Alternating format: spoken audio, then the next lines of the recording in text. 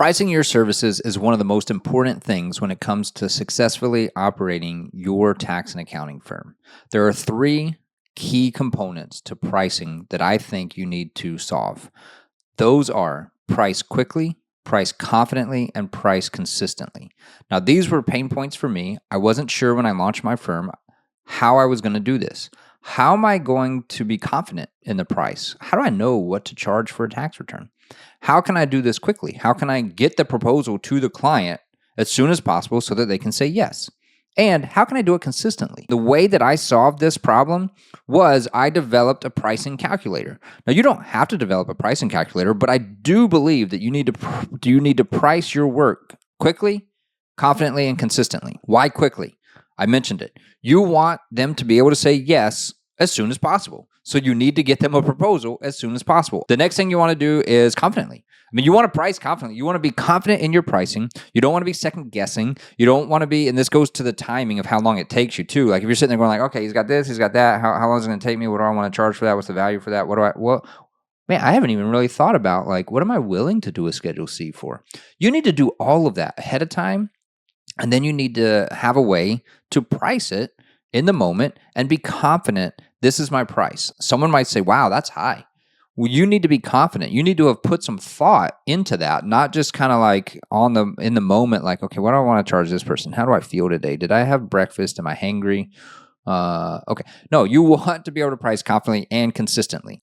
So all of these kind of overlap. Again, you don't want to price higher if you're in a bad mood. You don't want to price lower if you're in a really good mood and leave money on the table. You want to be able to price consistently. I did this through a pricing calculator. I'm an accountant. I created an Excel worksheet to be able to gather the information that I need to quickly, confidently, and consistently price 1040 tax returns. Now, I have a business calculator as well that does business tax returns, bookkeeping, and payroll services.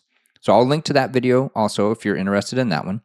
But this is the 1040 one. So we're going to walk through how I use this. I do sell it. It's currently $149. I don't really have any plans to change the price. No special discounts, no limited time, get it before the price goes up. Just there it is. You can watch the video and make your own, or you can buy mine and tweak it. Buy mine, look at what's in there. Buy mine, use it as is, whatever. Really doesn't matter to me. It's a resource. It's there. It's available. I did put time into it. I've tweaked it over the years. I've made it better. I've edited it so that it's a little bit different than mine. So it's a little bit more plug and play for you. So you can use this one right out of the box the way that it is when you download it. You can use it right away. But if you have a little bit different situation with your clients where you need to add some more information in there, you can do that. So whatever, it's there. If you want it, the link below, you can buy it. If you're not satisfied with it and you want a refund, just let me know. I'll give you your money back. All right. I'm not here, trying to trick you into download something that's not going to work for you and it's a trick to get $149 from you. If you get it, you use it, doesn't help you confidently, quickly, and consistently price 1040 tax work, email me. I'll give you your money back. Let's jump into the calculator. So in here, I added this. It's just quick instructions. It's not pretty. It's not fancy. Gives you the day that I updated this and walks you through how to set this up for yourself. So I'm going to go through kind of the stages that you need to do in order to use this. Step 1, you need to input your fees into the calculations tab.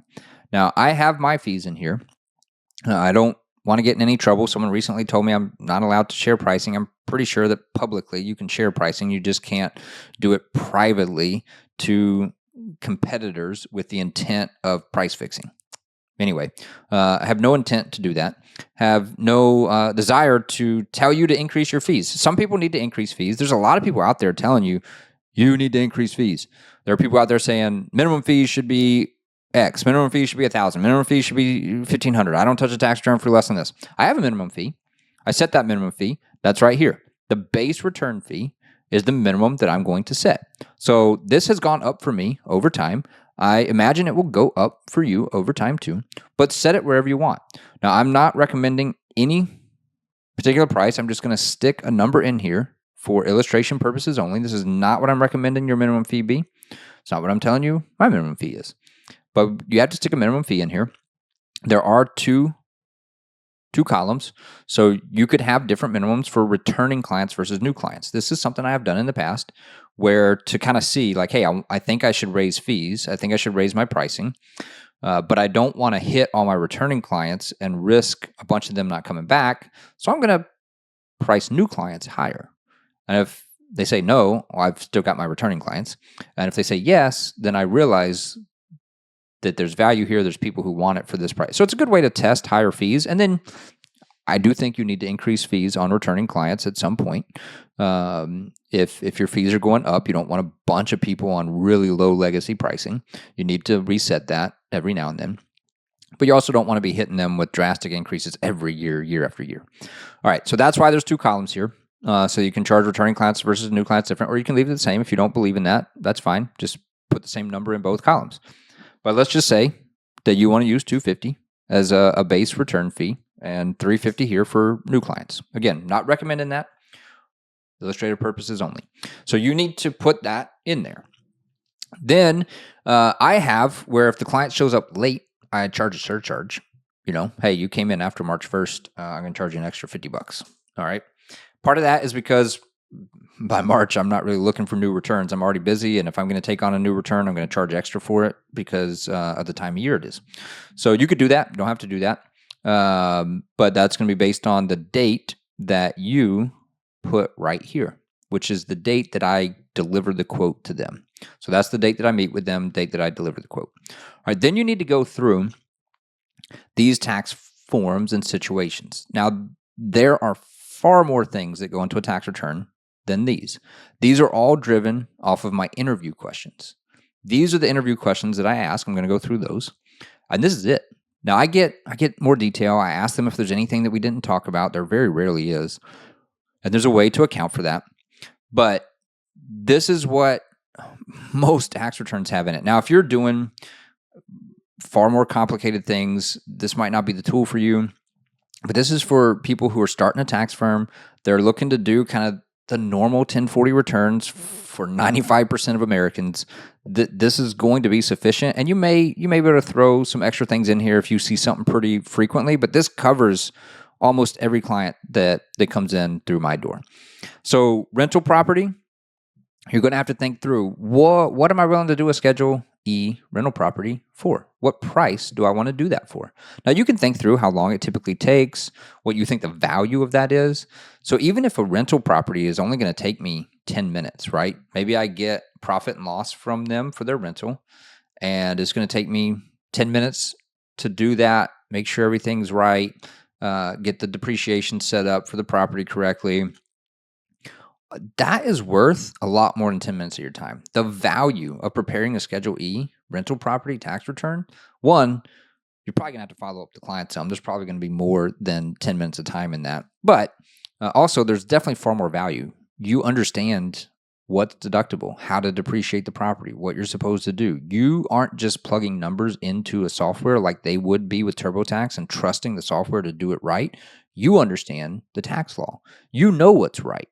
Yeah, you're plugging it into the software and then the software is putting it on the tax return, but then you better be, as a professional, looking at Schedule E to make sure that it did it right and understanding the tax laws behind it, because you're giving them the peace of mind that it's done correctly, not that it was just plugged into some software and hopefully the software handled it correctly.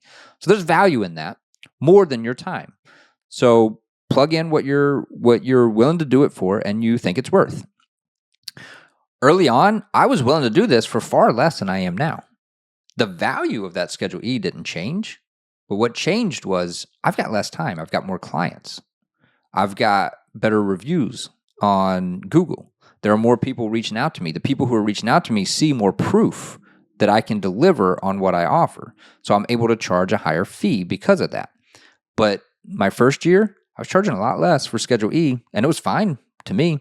Again, I'm not one who says you're undercharging, you need to raise your fees. Now, sometimes that happens, but if you're willing to do the work for that fee and the client's willing to pay you for it, all's fair. Like, everybody's happy. I don't understand this here. You're not hurting the industry by charging lower fees. You're not ruining it for the rest of us. Like, that's all just scarcity and fear mindset that is just pointless in my opinion. Figure out what you want to do that for. Same thing. If you want to charge for additional W-2s, do it. If you don't, leave this blank, right? It's set up to where if they're married filing joint and you put in more than 2 W-2s, it's going to charge extra for it, whatever you put in here. Same thing with 1099-Rs. Again, these forms aren't really time sucks. They're not highly complex. There's not a lot of value in an extra W-2. So do whatever you want to there, right? Foreign earned income, if you want to charge for, foreign earned income exclusion. I had a few, I'm not doing that anymore, but I was doing quite a bit of that in the past, so I was charging for that. Education credits, again, doing the 8863. Schedule A, doing that for people who itemize. Schedule C, self-employment tax. So the SE form, this is blank for me now. I don't charge separately for the SE form. I just made sure that I set my Schedule C fee, which is going to include the SE form. So I don't charge separately for that, but you could do that. Schedule D, I've got to do a Schedule D, and then any excess brokerage forms, I charge extra per brokerage statement that I have to enter in. I charge for K1s. Now the K1s, we're going to go through this too. There's no differentiating here between complexity. The vast majority of K1s that I get are pretty standard K1s, but you would need to make an adjustment, and I'll show you how to do that. Or if the majority of your K1s are more complex, then you're going to want to set that higher than what I probably have mine set at, because the majority of my K1s are pretty simple. Do you want to charge extra for a state tax return?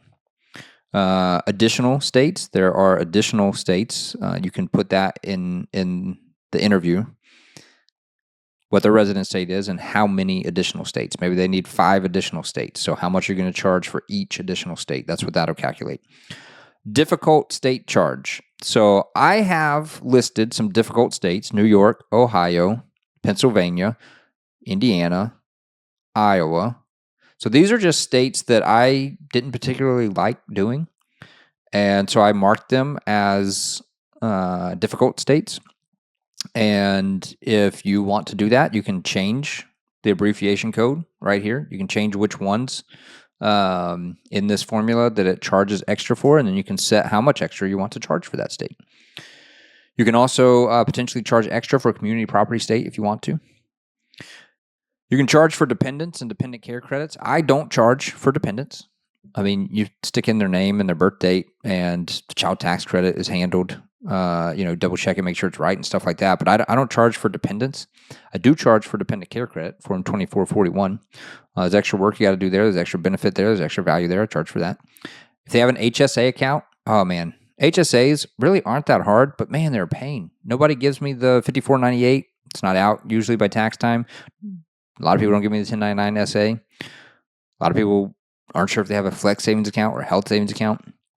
So there's a lot of value in that form. Health insurance, this is the premium tax credit. This is, do you get your health insurance through the marketplace? Do I have to fill out? Oh man, I'm blanking on the number of that form. But the premium tax credit form, right? You got to reconcile what their advanced tax credits were, charge for that.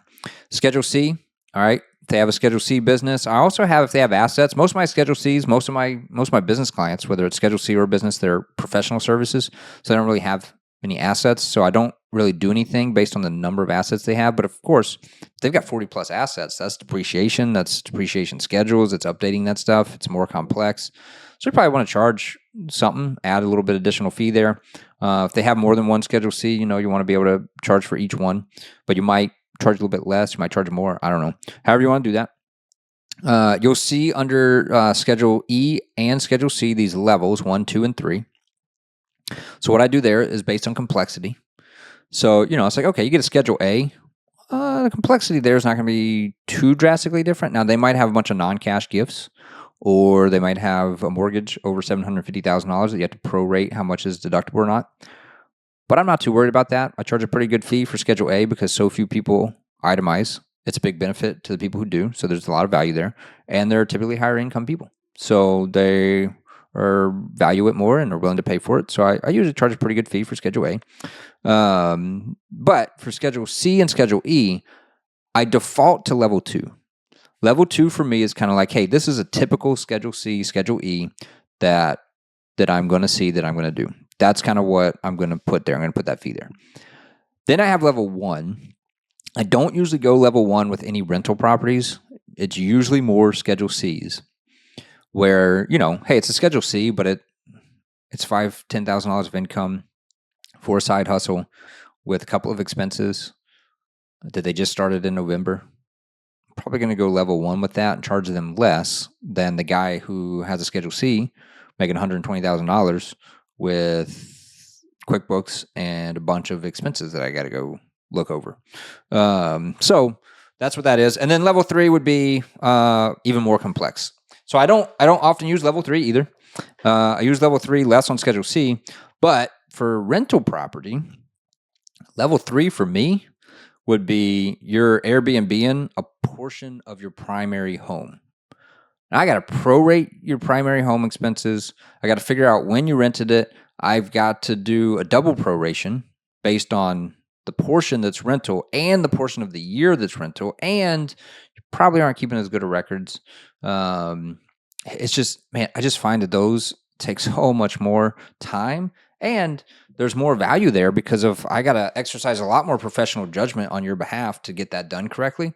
So level 3 is probably going to be your Airbnb. You Airbnb a portion of your home. Home office, if you want to charge extra for home office in the auto worksheet, this is tied to Schedule C right here. So that's going to charge based on that. Then I offer discounts, so you can type in a percentage here if you want to offer a discount for clergy or military public safety people, hey, 10%, 25%, whatever.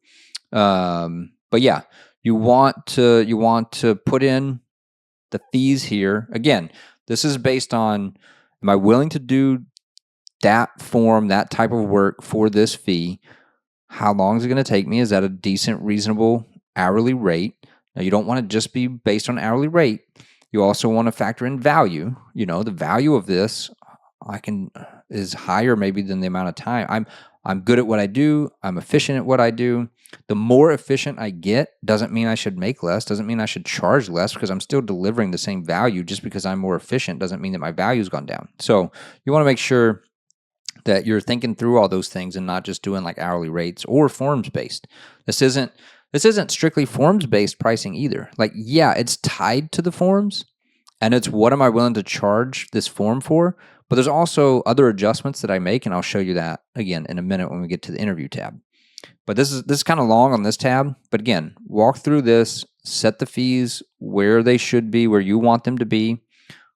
You can change them, right? I mean, they're not set in stone. You can change it. You meet with one client and they're like, yes, wow, you're cheap. Change the calculator between now and the next appointment. Now, if you have a bunch of appointments in a row and you're not landing anyone and everyone thinks you're too expensive, then you need to pay attention to who your market is. Who are you attracting? If you're attracting people who think that you're landing every single client and they're like, wow, sign me up right away. Like, that's a great deal. You might need to increase your prices. If no one, weeks go by and you haven't landed a single client, one, you might need to get in front of your ideal client so that you can charge that, people who would value what you're doing at what you're charging. Or it could just say, hey, look, this is my network, this is my market, this is who I'm attracting, these are the people I want to work with. Then you need to pay attention to the market. Now again, one appointment, one person says no, you don't discount for them. But if there's a trend of like, I'm overpriced for my market and who I am and what I'm communicating to people, not who I am, but my experience level and what I offer, then you need to pay attention to that. Those are all things that can be factored in. Now, the last thing on this page that you need to do is I do a 3-tier proposal. That's how this is set up, is for you to do a 3-tier proposal. And you need to set up the difference in price for each tier. So you could tweak the calculator and make that a percentage. I used to do that, where the middle tier is 50% more than the compliant base tier, and then the strategic tier is double this one. So your pricing in the calculator, your pricing is going to change on complexity for this base compliant level. That pricing is going to be calculated. Then you have to figure out, okay, what's the middle and the strategic option? You can do that based on a percentage of this. Again, 50% more expensive here, double that for here. Or what I currently do is just a flat dollar fee. So to go from the middle to go from the compliant to the proactive middle option, I just charge a flat dollar fee. So you could do that. This is year-round support. They might send me a few chat messages. I've got to be available to answer questions for the whole year. Maybe you're willing to do that for $400. All right. So that's going to say, hey, that plus $400, that's what the middle costs. And that's the extra work that I'm going to do for that extra $400. Then the top layer right now says, I'm going to add in a planning and forecasting meeting. Well, how much are you willing to do that for? Well, maybe you think that planning and forecasting meeting is worth $1,000. So that's what it's going to add to the middle one to get there. Now, again, you could tweak the calculator and make it calculate these additional fees based on a percentage of the previous fee. That's possible. Or you can just add flat dollar fees for each one. So that's how it's currently set up. So let's go to, actually, I need to fill these in. Now, again, you've got to set your own fees. These are just for illustration purposes only, what I'm going to put in here. So like I said, I've put some illustrative numbers in here just to work through this. No, so that was basically input your calculations. We went through a lot of kind of my thoughts on how to come up with that and everything like that. The next thing is to adjust the proposals tab based on what you want to offer in your tiers. So this is what I offer in my tiers currently. This has moved around. It's fluctuated a lot through the years. But right now, compliant is doing your tax return, digital document storage. I'll explain an IRS notice to you and tell you what to do about it. That's what this is. I'm not replying on your behalf. I'm reading the notice, telling you why you got it, telling you what you need to do about it. The middle option adds in year-round advice. Chat message, email, whatever you want to do. Send me a message and I will answer your questions, give you advice. I'll estimate minor impacts. Hey, my income went up by $30,000. Okay, I'll estimate that for you. What's the impact of that? And I'll do a detailed kind of tax return overview. So instead of just giving you the tax return, I'm going to give you a summary report of kind of high-level view of what's in your tax return and compare it from year to year. In my strategic level, this is going to add on a detailed return video. So I'm going to do a Loom video going through the tax return, talk about potential tax saving strategies, stuff like that, and just kind of comparing year to year. So nothing crazy, 5 to 10 minute video there. I'm going to add in a forecasting and planning appointment. So this is future looking. Compliant is in the past, proactive is in the present, strategic is for the future. So complying with what happened, I'm answering questions as you go throughout the year. Some of those might be forward-looking, of course. And then we're planning. We're having a planning appointment. We're meeting. We're forecasting the current year tax return. We're running multiple scenarios. If you want to know how they impact your taxes, we're thinking past the current year into the future, 5, 10, 15, 20 years down the road. Whatever you want to cover in that appointment, we might be doing an S-Corp analysis, reasonable comp analysis. That is a forecasting, planning, strategy meeting. And then if you get an IRS notice, I will reply to it on your behalf. Now, this is not full-blown audit support. I do pay for a third-party kind of insurance to offer that at no extra cost. But this is, I will reply, I will call the IRS, I will resolve a tax notice for you in most common situations. I may need to still refer you out to a tax attorney if something more important, or not more important, if something more significant comes up, or I may need to charge you extra if it's something that I can help with, but it goes beyond kind of 1 or 2 letters, 1 or 2 phone calls to the IRS. So those are my levels. The next thing you need to do is make sure this is what you want in your levels. Change the wording, change what you offer in each level. You can add rows here. You can copy and paste these X's and check marks to make sure that they line up correctly. These rows, when you print the PDF, you may want to hide them. They're going to tell you whether or not to hide them. We'll see when that comes up or not. These are basically discounts. So like if your clergy discount shows up or your military discount shows up, if you want to be able to do that, it will show the discount here to the client. If you want to discount it but not show them the discount, you can hide these. If the discount doesn't apply to that client, you would want to hide these and then print this page to PDF. If the client decides what level of service they want in the meeting, you can go ahead and mark it, print it to PDF, get them to sign it. I just send a signature request, have them sign it right here, basically sign the proposal, agreeing to it. I have a full engagement letter. It's not my engagement letter. This is just them agreeing, I want you to work with me, and here's the level of service I want. Then my engagement letter is the full engagement letter, and it references back in the pricing section, hey, the price is what you agreed to on the proposal. So I do get a signature on this, where they tell me which level of service they want. So that is the proposal. And then the last thing that you need to do is, you need to figure out if there's more questions that you need to ask than what I currently have. You need to be able to put those in here. Now, this also is my template. It's my outline for new client appointments. So I can consistently not forget to ask a client a question. I know what I want to ask about. I follow this. Now, I personally use a survey that asks these questions before they ever meet with me. And I can copy and paste that into my pricing calculator, and it puts all the details over here. And then I have all the details so that I can just kind of catch up with the client, talk about their pain points, really build relationship instead of focusing in on their details. I can build relationship, then I confirm the details that they already gave me, get some clarifying updates, and then give them a price. I can do all that under 20 minutes. Usually the meeting takes 20 minutes. And at least half of that is getting to know them, answering some questions for them. I don't mind doing that in these free discovery calls. It helps build trust, and it helps me close deals. So that's really a significant benefit of this too, is I don't forget to ask things, and it gives me an overview. And with my pre-meeting survey, I'm able to gather a lot of the information that I need from them. So if you don't have that sort of thing, right, then you just walk through this. Get their name. Are they a new client or not? What's the date? Which tax year are you preparing a tax return for? And what's the calendar year? So if I'm preparing the 2025 tax return, that's going to be in calendar year 2026. If I'm preparing the 2024 tax return, I'm going to be doing that in calendar year 2025. So that just helps me know which tax return do you need. And the fees that I charge, these fees, I tell them are for calendar year work. So you're going to pay me in January, this fee, and you're going to get the tax return that we prepared during calendar year 2025, which is 2024 tax return. And you're going to get, the year-round advice during calendar year 2025. If you come in mid-year, it depends on what you need. Are you coming in early, which, I like when people come in early. Are you coming in early? Like it's 2025 and you're coming in so that in 2026 I can prepare your 2025 tax return, then this fee is not due until January 2026. Now, if you need something now, we'll figure out a price for that too. If you want a planning appointment but no tax prep because you already did last year's tax return, let's charge a flat fee for that. Pay it at the time that we have the appointment. But these fees are either due now if you need me to prepare a return now, or they're due January of each year when you pick that level of service for that calendar year. So that's how I do it. It works well. Takes a little bit of explaining, but it does work well. And I've gotten better at explaining that to clients where it doesn't confuse them.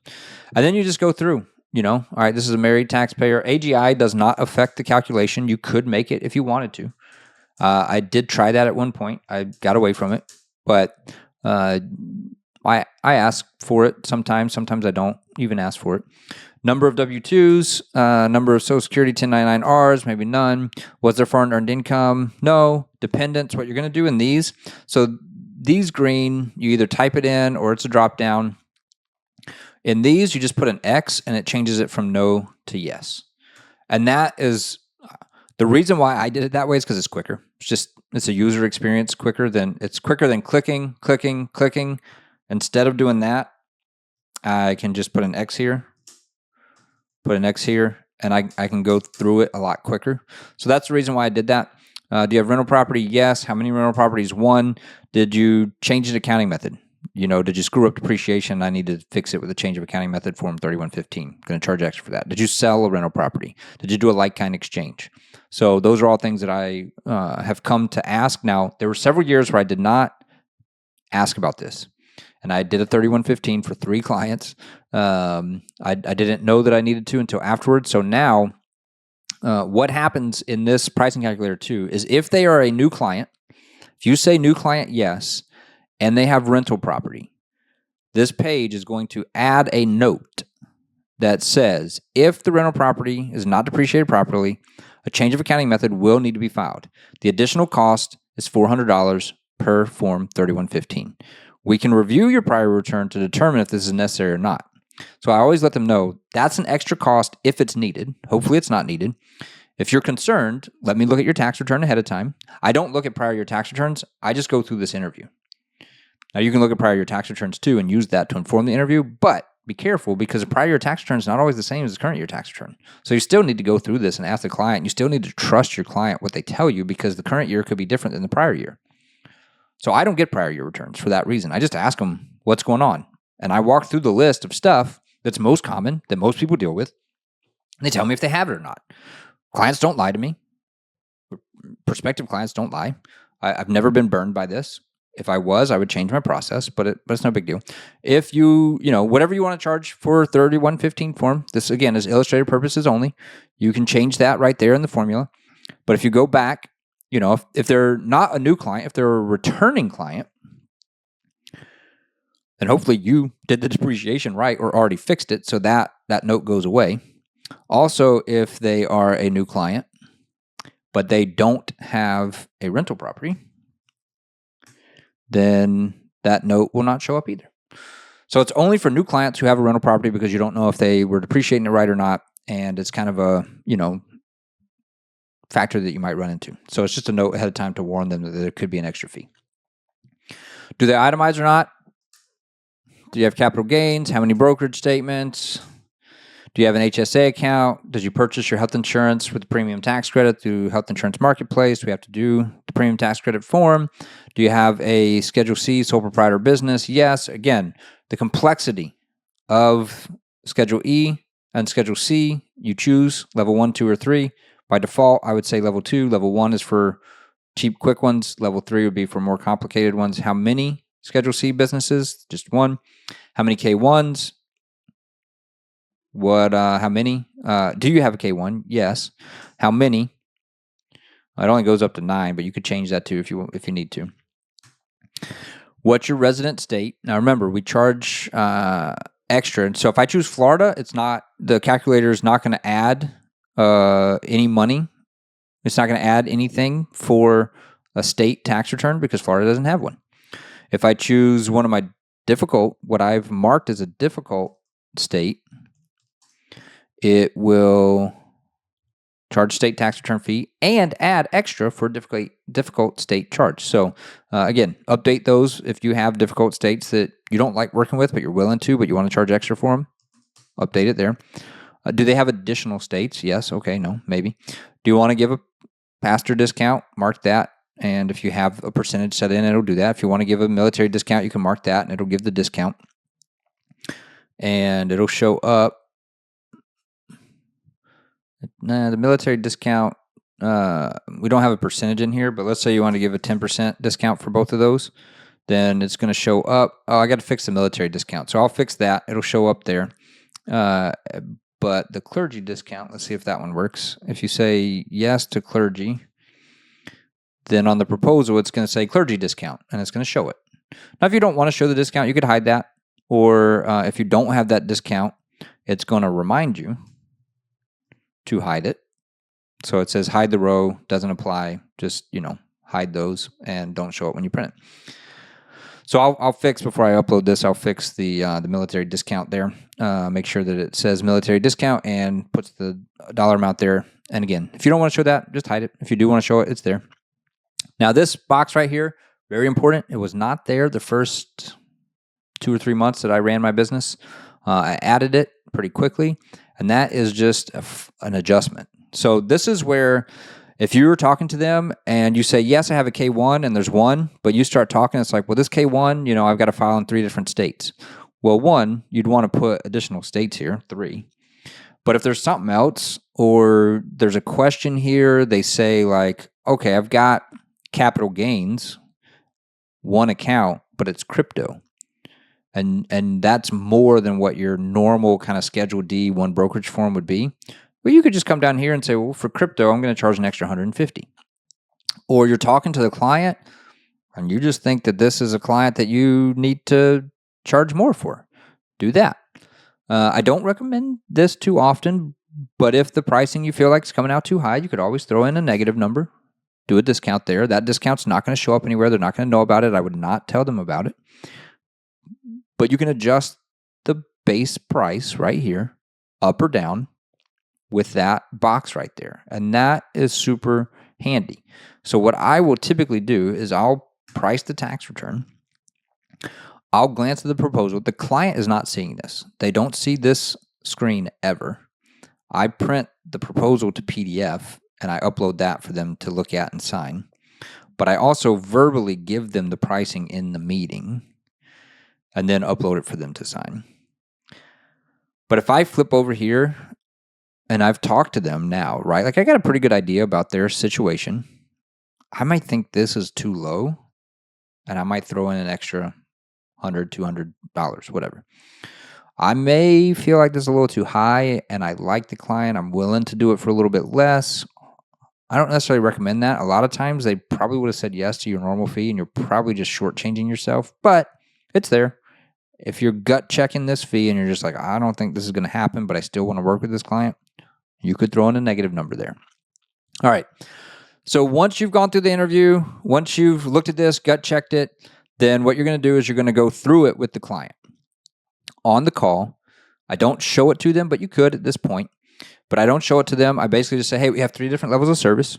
I already explained those earlier in this video, so I'm not going to do it here. But I basically go through the client high-level overview. Here's our compliant level. This is what's included.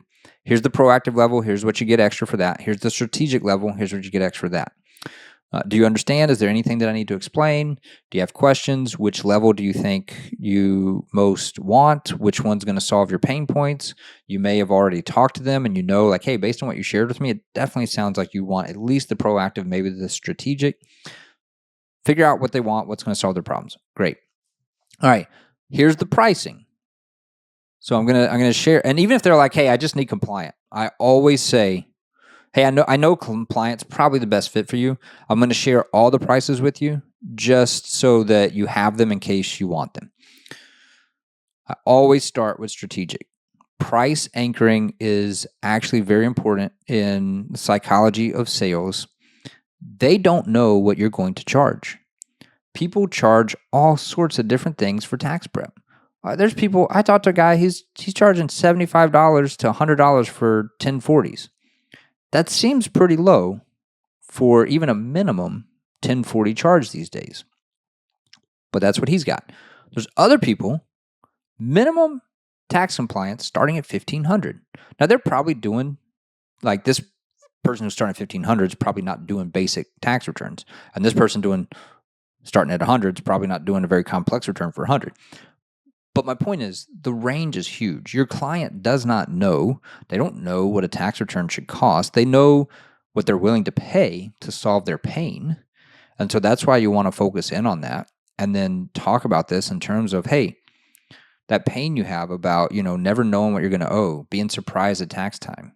Well, we can solve that in our strategic level. It's going to cost $2,550. In our proactive level for your situation, it's going to cost $1,550. And the basic tax compliant for your tax return at that complexity level is going to be $1,150. Which one do you want to go with? Now, I like this because it's not one fee. Hey, for you, it's $2,500. Do you want to hire me or not? That's a yes or no. If they don't like the price, they go away. They might haggle. I like this because, hey, I can solve your problem. You're in control of how much you want from me. I can do this if you need it, $2,500, this. My bare minimum for your situation is $1,150. They don't negotiate with me. Every now and then someone will ask, I've had like maybe 3 people in 6 years say, is that compliant fee negotiable? And I say, no, it's not. That's what it costs. That's what I'm willing to do your return for the complexity that you have. And that's what my fee is. And they see, okay, well, here's they price anchored at $2,500. Wow, that's a lot. $1,150 sounds pretty cheap compared to that. And I still get to be compliant. I still get you to explain to me my tax situation and how we're doing things and why it was different from last year. Like I still get to go through the return with you. And if I get a notice from the IRS, I'm gonna get your help. Like you're gonna explain to me why I got it and what I need to do about it. So the price anchoring, start with the most expensive, even if you know they don't want it. Go down from there and then ask which level of service they want to go for. Assume that they want to move forward with you. If you know that you can solve the problems they have. Now, if they've got issues that you can't solve or don't want to solve, you should have shut this appointment down well before now. But at this point, which level of service do you want to go with? Assume the sale. Assume they want to move forward with you. If they say, I'm not sure, let me think about it. Alex Hormozy has a great video on this about asking questions to overcome objections instead of trying to convince them. Like, hey, you need this, but say, oh, that's fine. Like, well, what are your main concerns? What are you hesitant about? Get them to answer their own questions and work through their own objections with good questions that you're probing them with. Hey, can I talk to my wife? Can I talk to my spouse about this? Yeah, sure. Are there concerns that you think your spouse might have? What do you think they would be? Or they're like, okay, I'm not sure. Is there something is there something you were looking for that we don't address in our service levels? Now, they might say something like, yeah, I was hoping you would do X, Y, or Z. And you go, oh, yeah, well, that's actually in the planning and forecasting meeting. I mean, I didn't necessarily touch on that, but that is part of, or we can use the tax and forecasting planning meeting for that. You just solve their thing. Oh, well, if that's the case, yeah, absolutely. Let me go with that level. So asking good questions, overcoming objections, helping them overcome their own objections instead of you arguing with them or defending yourself. Don't defend your prices. Now, again, if you do feel like you're coming in too high or too low, don't change it for that client. Just that was a learning experience. Maybe you don't land that client. Change it for the next one. Do not negotiate with the current client. You don't want to do that. Then they're always going to think that they can do that with you, and you don't want to do that. You're confident in your fees. Even if you're not, you're confident in that fee. You deliver it. If they say no, that's fine. And if you're worried about it and you need to, don't rush to change it every time a client says no. But I'm telling you, big picture, if you need to change that, go back and change it for the next appointment, not for the current appointment. So that is it. If you want this, you're going to download it. It's going to start right here on this page. You're going to update your calculations page for whatever the fees are that you want to charge. They're going to be blank. I'm not recommending these fees. These are not something I'm saying you should do. It is not what I currently charge. You need to set your fees there based on your particular situation, your ideal clients, all of that. Then you're going to go through the interview. And to do that with clients, there's sections over here to take notes in. Make sure you take good notes and ask good questions. Ask follow-up questions about rental properties, about Schedule C. Ask about where they get their health insurance from, all of that stuff. And then you're going to present it. Make sure you update this to be what levels you want and a little bit more description down here of what's in the levels. Print this page right here to PDF. And that's how you can deliver the proposal to them. Again, if you want this, $149, you can buy it. If you don't, if watching it, you're like, I can create that myself, fine, go do it. No problem for me. I wanted to show you kind of what I do. There's a lot of other people who would think this is dumb. That's fine too. If you think it's dumb, I don't care. It works for me. I use this in this is how I price every single 1040 client. And it's worked for me for 6 years. I've tweaked some things. I've increased prices. It's still working. The clients love the deliverable. It's clear. They understand it. They like the 3-tiered proposal. The pricing makes sense to me in my head. I feel comfortable with it. I feel confident with it. And you can not like this and you can do something else, but you can't say it doesn't work because I've been running it for 6 years and I have a very successful practice and it's been working. So is there a better way? Maybe. It depends on your clients. It depends on what you want. If you're not able to deliver this confidently, then it's not going to work for you either. You've got to be able to deliver stuff confidently for it to work. So there it is. If you have questions, if you have comments, if you have suggestions, if you have any other videos you want me to make, leave comments down below and appreciate you watching. Thanks.